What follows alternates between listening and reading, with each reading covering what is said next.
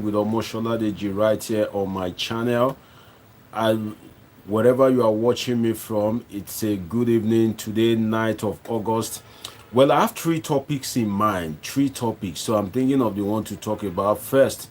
I'm thinking of talking about the protest, flying of Russian flag, and the alleged removal of President Tinubu from office.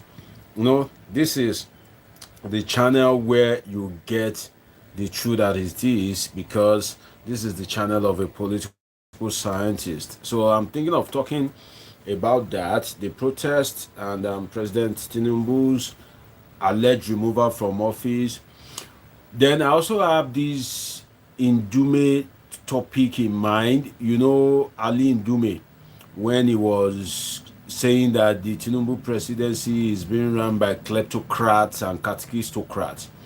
Suddenly, Indume has backtracked and he has apologized. The politics and the dynamics of it, I have that in mind. Then I also have in mind the seeming crisis between Oyo State and the federal government, the political dynamics of that. Governor Seyi Makinde, if you notice lately, has been tackling President Tinubu. Why is he doing that? To what end? What does he intend to achieve? Why is he not? Why is he not keeping quiet like other fellow governors? So why is he going all out to go against Tinubu, saying, "Oh, the president, apparently lied." If we are to kind of like not sugarcoat it, that no 5 point something billion was given to Oyo State, then you ask yourself, why is other governors keeping quiet? So those are the three major topics I have in mind. But let's treat one now, then later we treat the other. So I'm thinking we should treat the Russia case. Yeah, the Russia case. I think let me treat that. So I'll be talking about this issue of Russia and President Tinubu's removal from office, and I'll talk about how if Russia truly wants to remove Tinubu, how they can try to achieve that, the reality of that happening, then how presidents in Nigeria can actually be removed from office. How can presidents in Nigeria be removed from office? I'm going to be talking about that as well. Then I would x-ray global politics. I would like to x-ray global politics because the global power tussle, the global power play between Russia, US, and the effect of that on Nigeria vis-a-vis other African countries. Then I also be talking about Russia's interest in Nigeria. What could be Russia's interest in Nigeria, if any? So why would Russia be interested in Nigeria? I'll be talking about that. Then I'll also talk about the implication of Russia's interest for Tinubu. The implication of Russia's interest for Tinubu. So if you are inviting Russia to come to Nigeria, what are the implications for Bola Ahmed Tinubu as president of the country? So these are interesting topics to kind of like listen to. So I would advise that if you're opportune to hear this outline, make sure you stick to this channel. This is the channel to watch. I remain myself, Dr. Omoshola Deji, political scientist, public affairs analyst, and this is the channel where we keep it real. This is where we keep it real. Now, let me start from the protest. You see, when Nigerians are making realistic demands, when Nigerians are clamoring, when there is truly hardship in the land, I think it is just pure madness for any politician or anyone with political interest to think that they can easily cash into that, because the parade of Russian flag, for whatever means, was unnecessary. Parading Russian flag was not the purpose of the protest. The purpose of the protest was to protest about hardship in the land, whereby the fund that you are getting for 10,000 before is now 26,000.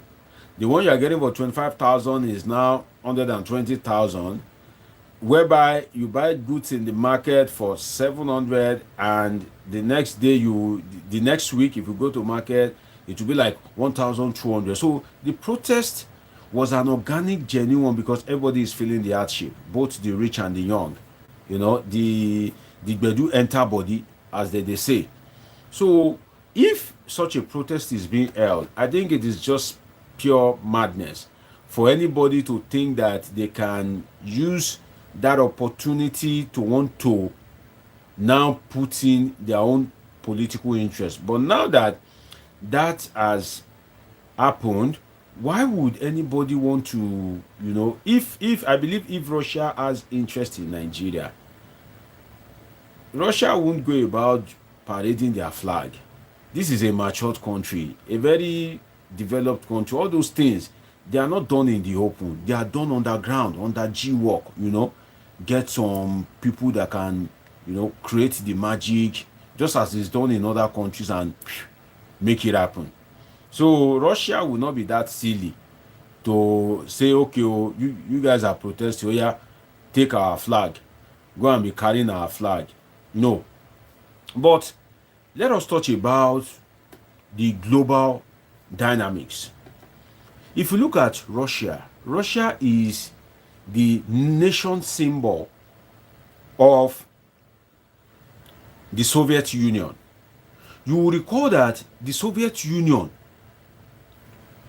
which is led by Russia, they are a cluster of countries that make up the Soviet Union.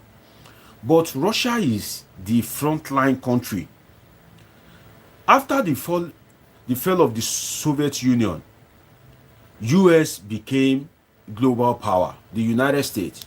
So it was the United States that we can say, the utmost beneficiary of that war that led to a change of global power. So before, as they used to call America today, that, oh, America, the leader of the world, the most powerful nation on earth, and all that, all those accolades. Once upon a time, those accolades were being given to Russia. Russia was the country that was receiving those accolades. It was Russia. Now, when United States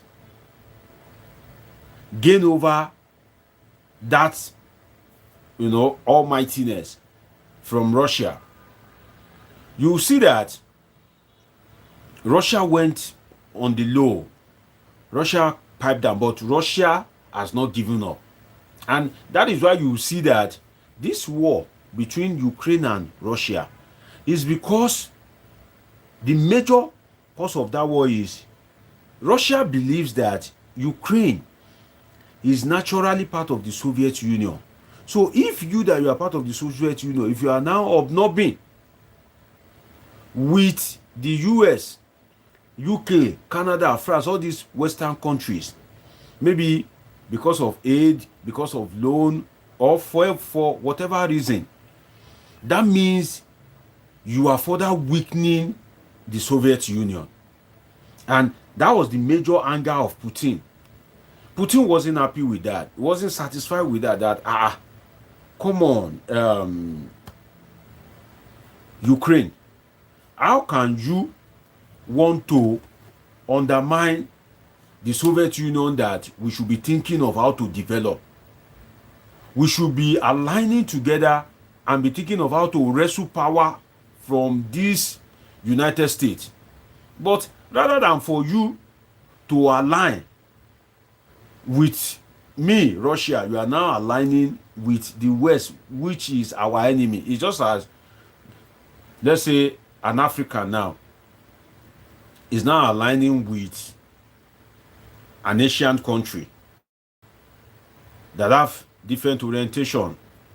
Asian countries, some of them, they are developing very fast. So let's say if Africa has gotten its priorities right and Africa is also developing very fast, you know, a nation like Benin Republic is naturally supposed to align with Nigeria.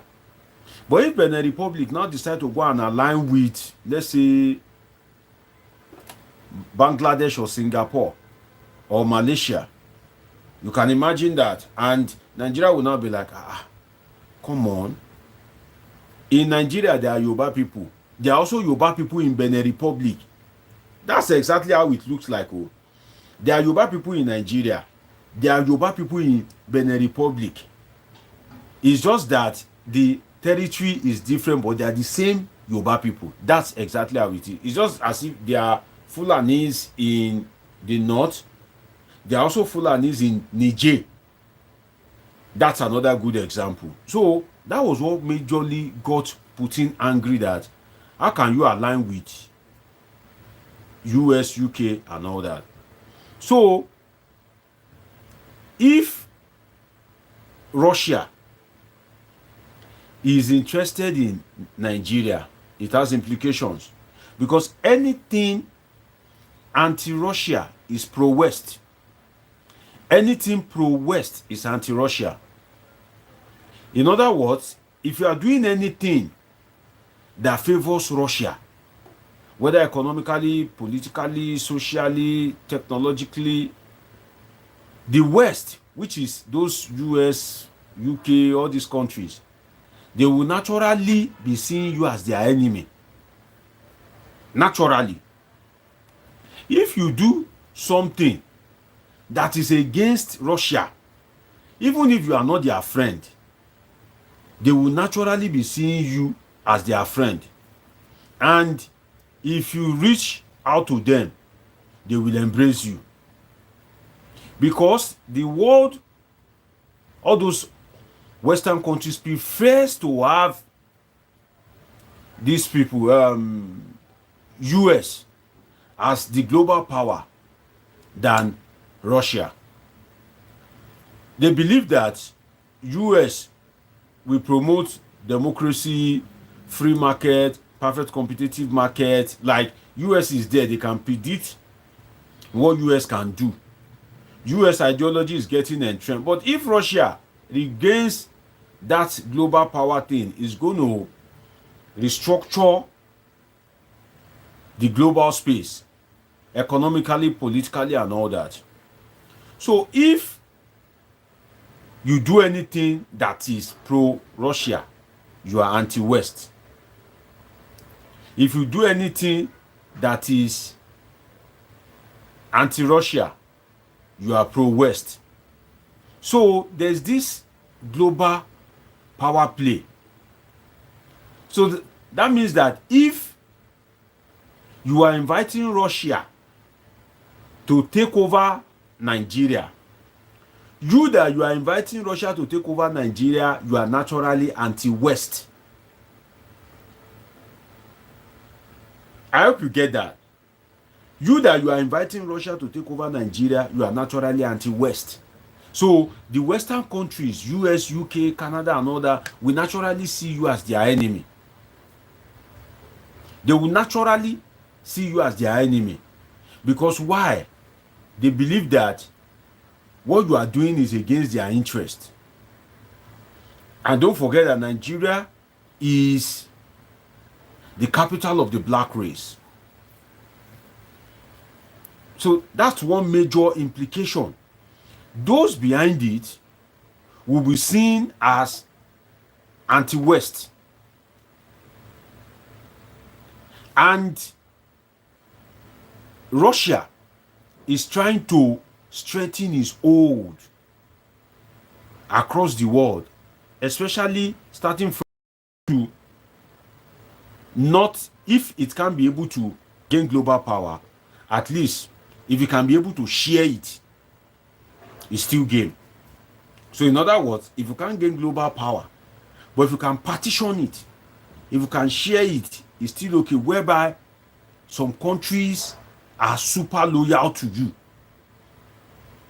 whereas some are super loyal to the US. So Russia sees it as what I can call a step further. like a step in the what I can call a step in the right direction. That okay, if it is impossible for me, Russia, to gain global power, okay, if I can gain part of it, if I can have my own controlled nations, that makes sense. That is like me being a step forward to gaining global power. So, nations that the West are going against by principle, by trade, or by practice, they are now naturally pitching their tent with Russia. I repeat, nations that the West are going against or that are not being favored largely by the West, either by politics, economic, or other indices, are now pitching their tent with Russia. And I'll give you an example. You will notice that this war in Niger, the war in Niger and Mali, and I think Burkina Faso, when those wars happened, the local politics in this country wasn't right. The West did not complain. The US, the UK, they didn't complain. So long as what you are doing in your country favors them, even if you are a dictator, even if you have human rights abuses, so long as the West are able to be profiting from you, maybe in terms of exploiting your resources, they will just turn eye the other way as if nothing is happening. This thing that I'm saying, you can just do a bit of follow-up research, because if I'm to give examples, it will lengthen this thing. So I'm trying to be moderate. So when the politics in those countries, those African countries, weren't favorable, there was a coup. The US, UK, and all these countries who are seeking the entrenchment of democracy, which happens to largely be their ideology. They are the ones saying, oh, let power come from the people. If you want to rule, it is best if power come from those that you want to rule over. If you don't embrace democracy, we won't give you loan. If you don't embrace democracy, we won't give you aid. Okay, you want assistance, no problem. First, go and entrench democracy. Go and practice democracy first. So democracy was kind of like softly imposed on all these African, Asian countries. But then, those democracies were not practiced right. That now started bringing about issues. So when the military took over in Niger, Burkina Faso, Mali, the West went against them. And other nations in Africa that are pro-West, they went against them as well. Nigeria was screaming to their heaven, we won't take this. It's an illegitimate something. Whereas the citizens of those countries were rejoicing. They were saying, Bosa, this is what we want. This is what we want. But the West and pro-West African nations were screaming, saying, no, this can't be tolerated. Democracy must be reinstated. You know, blah, blah, blah, blah, blah, blah, blah, blah, blah. So these countries, because they are weak nations, what did they decide to do? They now decide that, okay, in that case, we'll go and pitch our tent with Russia. And Russia, that is already looking for where to establish, how to establish his own territory, quickly jump at them. Say, my children, welcome. Welcome. And these countries decide to pit their tent with Russia so that at least they can create that fear. You know that if you don't have Russia backing and you are a country like Mali, the US can send military, ECOWAS can send in military forces, and instantly they will remove you from that seat of power. Instantly, within 2 days, 3 days. But if you seek Russia's backing, as they are threatening you, Russia is also threatening. Russia is threatening to send in helicopter, to send in fighter jet. Those countries, the Western countries, US, UK, Canada, and all that, France, will be resistant to act. They will restrain themselves because they want to avoid a case whereby it will now lead to a total breakdown of law and order, whereby there will be something like a war. They want to avoid a war situation. They want to avoid it. That, this thing, let us calm down. But if Russia is not backing you, they can easily, threaten you and kick you out of power. So, in order for them not to be kicked out of power in a very useless manner, they decide to pit their tent with Russia, which is your enemy is my friend. Russia and US, they are not in most cordial terms. The US and its allies are against the military government in these countries. In order to have a solid base, a solid background, these countries decide to pitch their tent with Russia. I'm trying to break this explanation down the best way I can, because this is a kind of learning platform. I don't want to assume that, okay, like, everybody can be a political scientist. Everybody can be, even some political scientists that did not go through the lane of international relations may not be able to kind of like give you this submission that I'm giving you, because there are different branches of political science. Now, these countries, as they pitch their tent with Russia, Russia is now happy that now we have allies in Africa. They are backing these countries. These countries now decide to remove themselves from ECOWAS, which is headed by Bola Ahmed Tinubu. So when that protest emerged, the Russian flag, what does it signal? From this analysis that I've given you, one of the things it signals is that Russia should come and establish itself or take step to establish itself in Nigeria. It should take step to establish. So it is like an invite.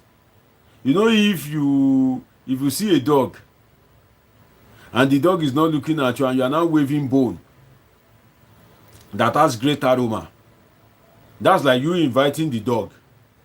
So people that displayed Russian flag, people behind it, are trying to immaturely, because there are ways you can reach out to Russia through the background, even if you want Russian intervention in our politics, maybe through coup and all that. There are matured ways that you can do it. Not until you carry flag that before anything is even done, you have cast the thing. It won't fly, it won't sail through. It won't. Because Bola Ahmed Tinubu and the West, US, UK, Canada, they won't just sit down when they have already seen the signs. They will take counter moves. That is why people that use that Russian flag, they are wise by half. In fact, they are not wise at all. because they should have understand the global politics and dynamics. Now, could Russia have any interest in Nigeria? Now, I'm not saying Russia is involved now, but naturally, would Russia be interested in Nigeria even if that flag wasn't flown? Even if protests hadn't happened, naturally, would Russia be interested in Nigeria? The answer is yes. Because why? If you have Nigeria, which is the capital of the black race, is a major achievement for Russia.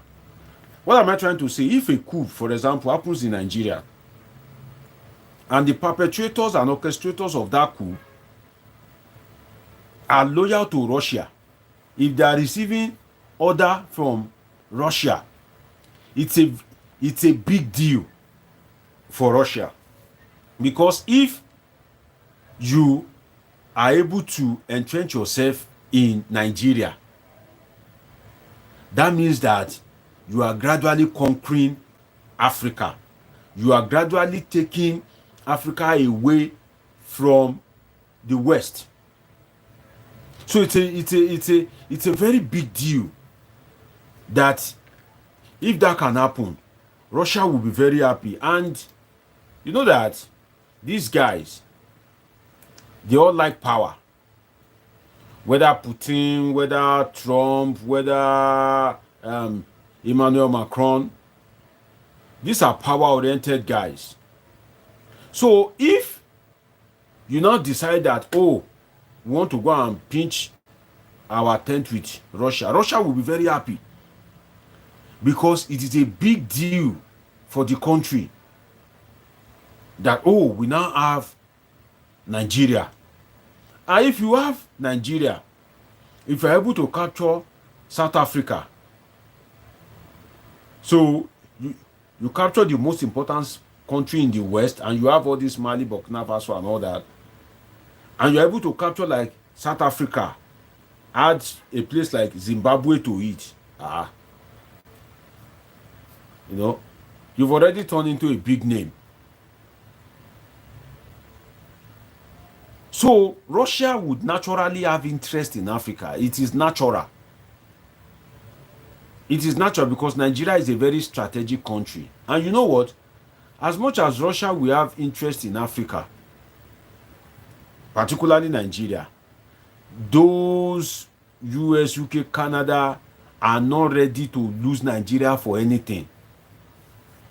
They would rather lose Mali, Togo, all these countries, that if you match them together, they are not up to southwest in Nigeria, than to lose Nigeria. Why? For economic reasons. Where there is people, there is market. Nigeria, with our population, that is where the market is. You know where people dey, na money they dey. So wherever there is people, there is money there. Wherever you see people, say people dey here, na there money dey, because those people will definitely need goods and services, no matter how poor they are, no matter how terrible they are. So wherever there is people, there is money. And these countries knows the enormous resources that Nigeria has, which they have been exploiting. So they are not ready to joke or lose guard on Nigeria at all. Then Russia will naturally be interested in Nigeria because of its resources. You know, Nigeria has enormous resources. Like I told one of my friends, that Nigeria has resources that there are some things around you that you don't even know they are natural resources. I'll give you an example. For instance, clay, that red soil that Yorubas will call Iyepe, clay, that soil, that red soil. Do you know that red soil is a natural resource?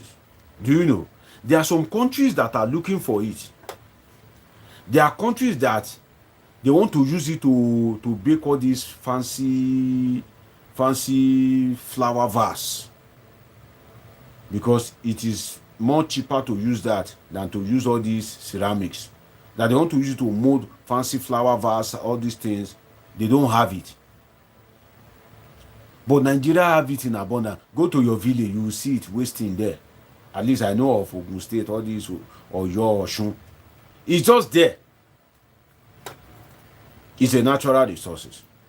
So Nigeria have all these natural resources, bitumen, oil and gas, that if Russia is indirectly in control of Nigeria, is a big deal.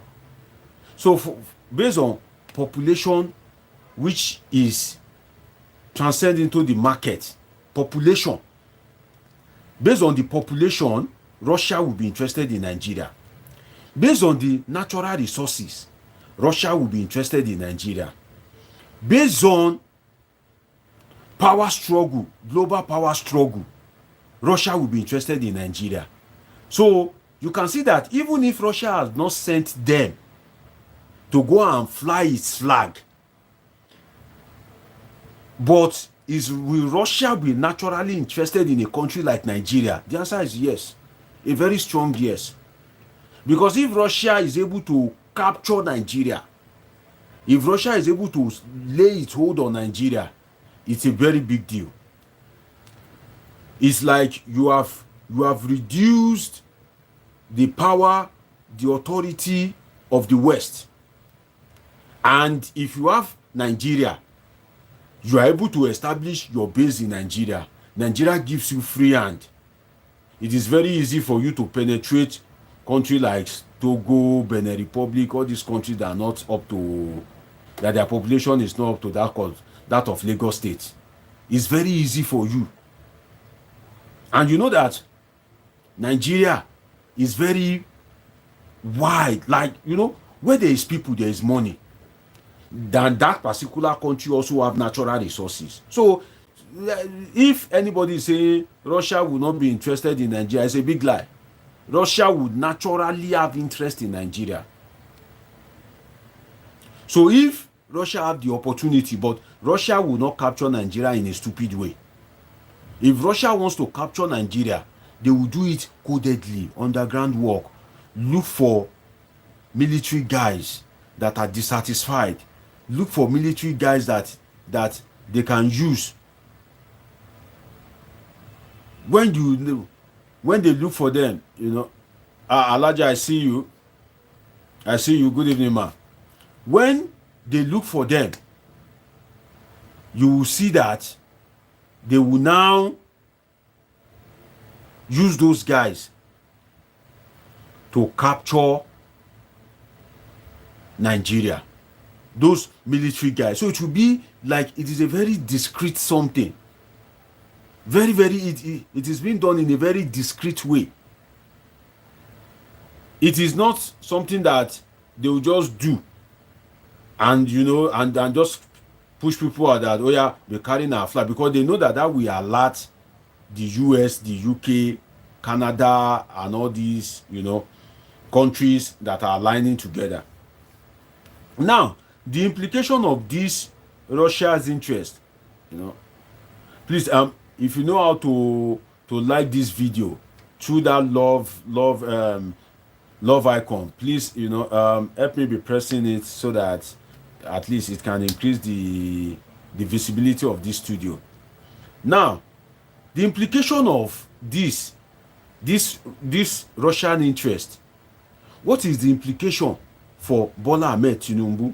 If you are saying that, oh, you are flying flag during protest, what effect does he have on the president, Bola Ahmed Tinubu? What is the effect is as mainly is that you have only made Bola Ahmed Tinubu the beautiful bride of US, UK, Canada, all these Western countries, because they will naturally rally round Bola Ahmed Tinubu. They will naturally begin to support him. So instead of when the protest was being held, you know that if that protest continue, these countries, they have investment and everything in Nigeria, they will naturally call Bola Ahmed Tinubu to order, say, oh boy, come. This protest where they happen, it go better make you do something, before things things get out of hand though. Before you know it, Bola Ahmed Tinubu go run do something. You know, they fit tell World Bank, oh yeah, help Nigeria, IMF, all this Bretton Woods institution. Before you know it, they go say, oh, they have one package, $1 billion package, you know, for Nigeria in terms of aid, loans, grant, and all that. But see the flying of Russian flag, rather than for the West to caution Bola Ahmed Tinubu, they will now support him. They will now give him all he needs to solidify his hold on power, because they won't want to put him in a compromising position that Russia will take over and they will not have authority over Nigeria again. So people that flew that flag, they are enemies of the people, they are enemies of Nigerians. Because you know why? That flag now has killed the vibe of the protest. It has killed the vibe of the protest. So now, Bola Ahmed Tinubu will now be supported by the West, US, UK, Canada. They will now give him strong support just so that he can remain president, so that Russia will not be able to take over Nigeria, and all the ways that they are using to exploit Nigeria will now be stopped. Another implication is, if Tinubu runs to US, UK, instantly they will help him. They will help him. Please help me, US, help me, UK, help me. They want to remove me from office. I don't know what I did to them. Help me. Instantly, US and UK will give him all the backing and support. Why? Because they've seen Russian flag. They've seen Russian flag. So that Russian flag has helped Bola Ahmed Tinubu to further entrench himself in office. That's why I said the people that instigated that Russian flag, they are the real enemies of Nigerian people. Because now the West will stand behind Bola Ahmed Tinubu. And when the West is standing behind you, do you know that all these human rights abuse, all this International Criminal Court, International Court of Justice, you know that it is all these Western countries that are in control of those organizations, those institutions.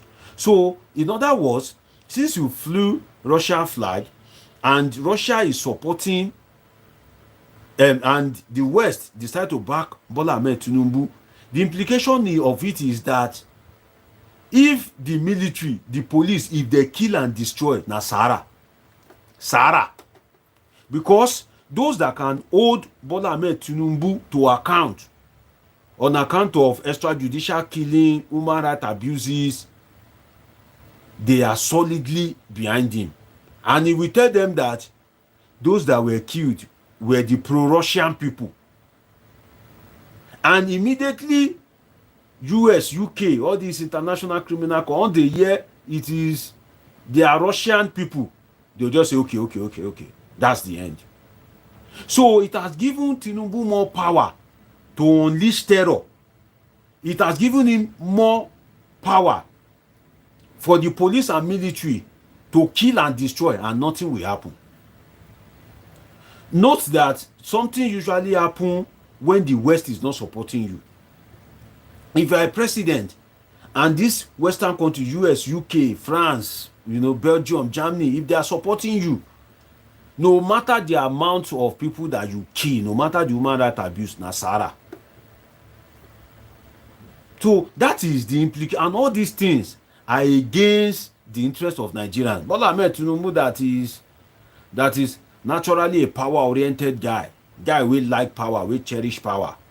Na come go put am for a situation wey be say if he kill, if he destroy, and all this US, UK, they go comot high.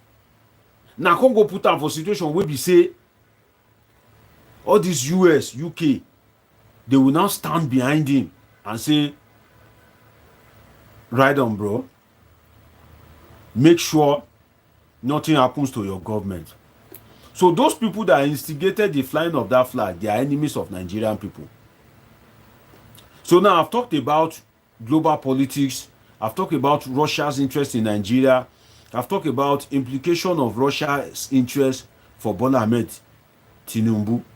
Now, let me now touch on if Russia wants to take over Nigeria, how can they achieve it?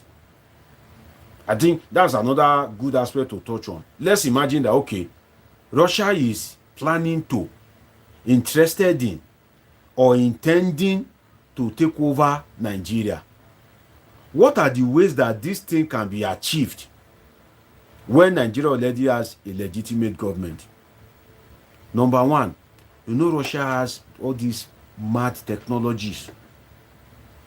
One of it is if Russia decide to assassinate the president, Tinubu. Don't say it can't happen.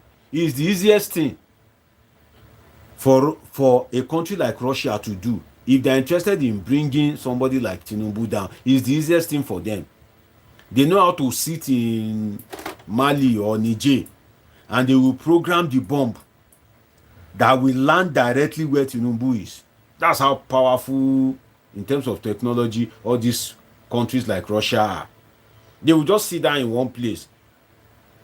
Once they program the bomb, it will find its way. It's just as you are in Lagos, you program something that, oh yeah, go and blow in Oyo.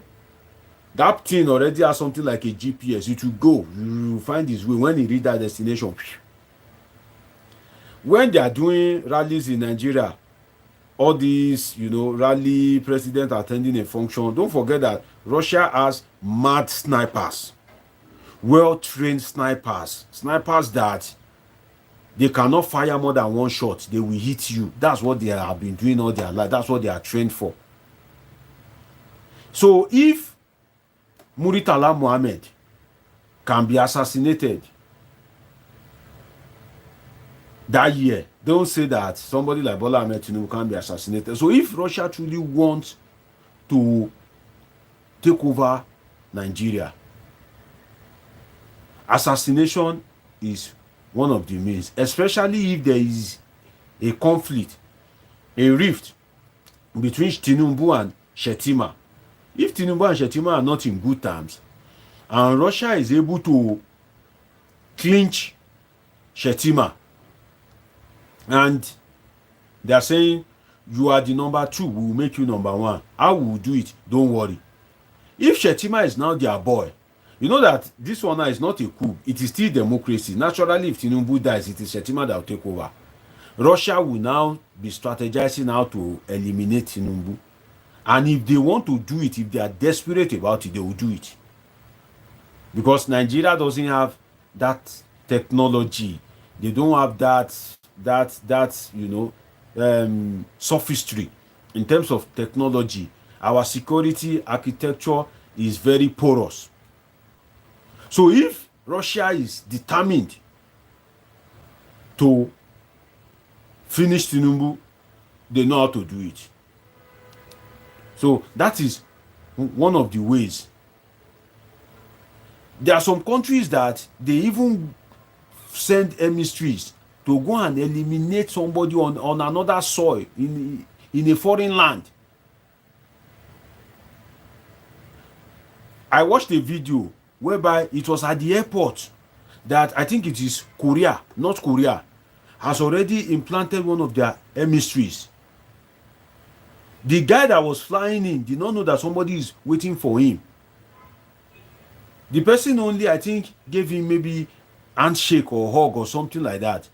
But in that hand, there's already a substance. And you know that naturally, we use our hand to rub our face, rub our body carelessly. And the poisonous something that they've used to shake the person, that is how, the person, after a period of time, just died like that. So there is advancement in technology. If Russia really wants to eliminate Tinubu, it's the easiest thing. They know how to do it. Another thing is by coup. by coup, which we've seen the cases in Niger, in Mali, Burkina Faso. So if Russia decide to plant coup, they will just look for officers that are not happy with the Tinubu government, military officers.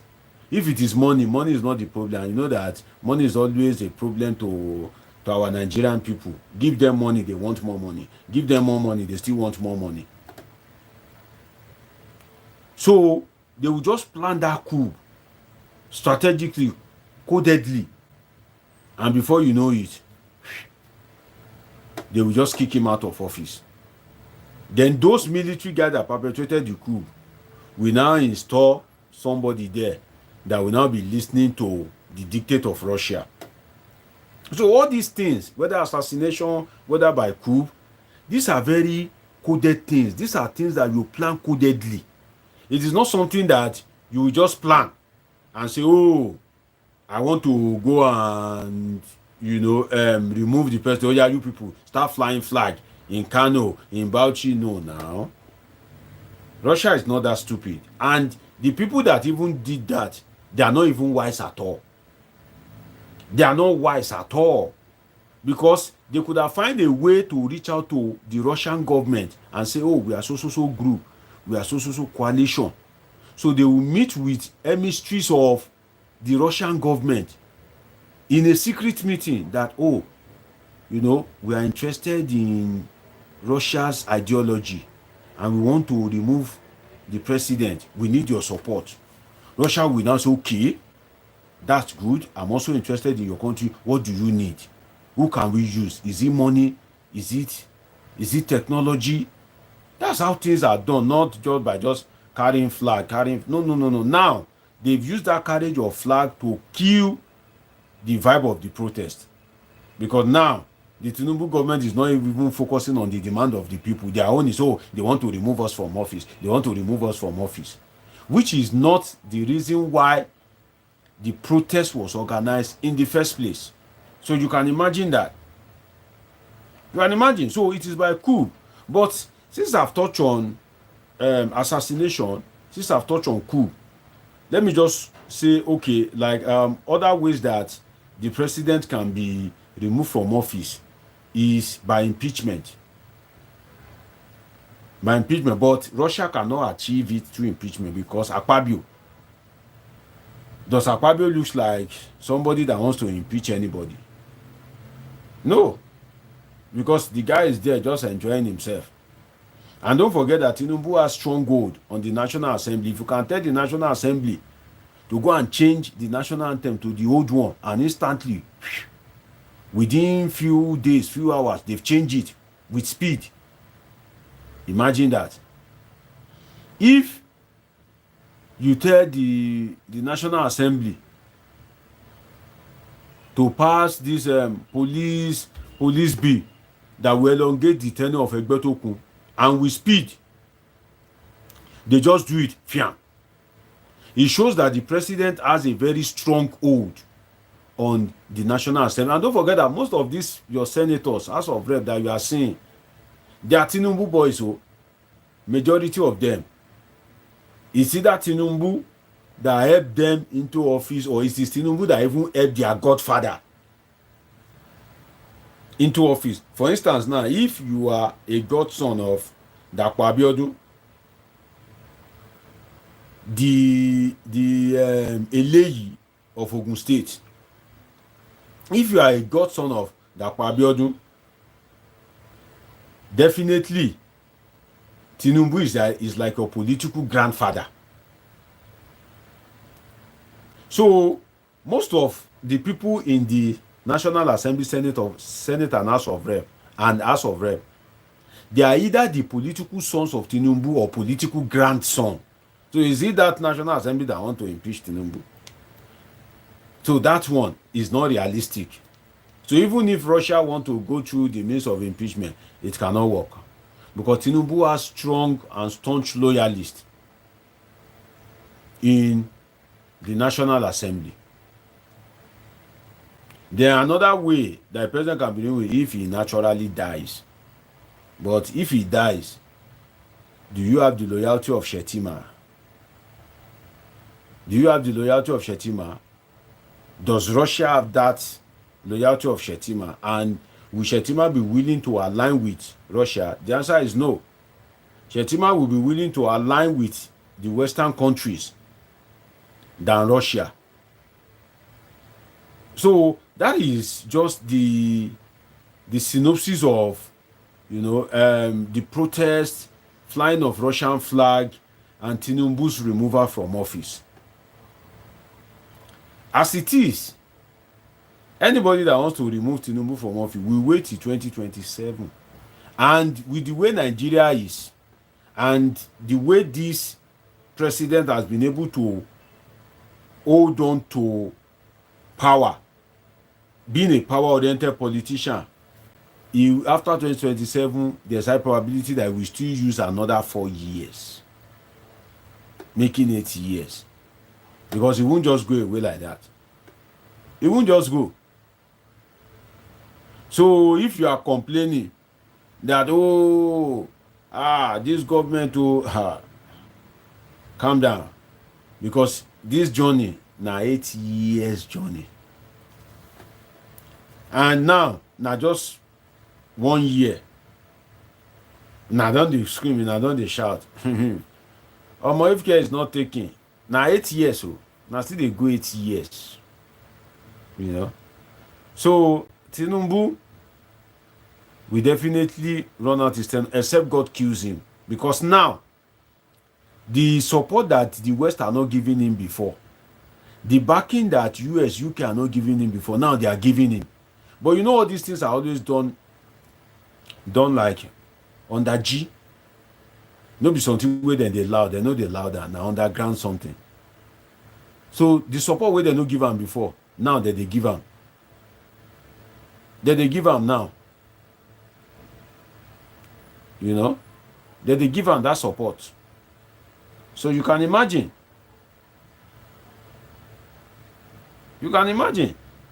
So this is like an educative video, a 1 hour video that is worth watching if you want to know about the politics, the dynamics, the global politics and all that of this Russia, Nigeria, flying of flag, the removal of the president from office.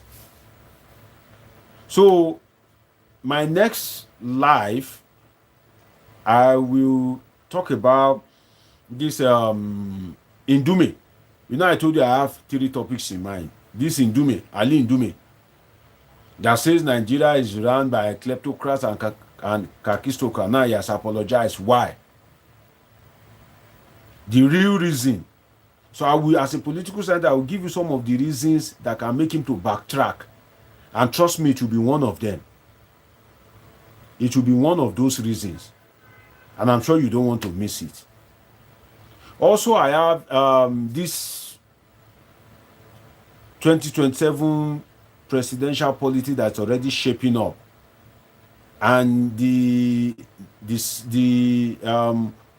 what I can call soft conflict between Tinubu and Seyi Makinde. Don't forget that in 2023, Seyi Makinde was one of those that supported Tinubu when they did horse trading. And Tinubu won.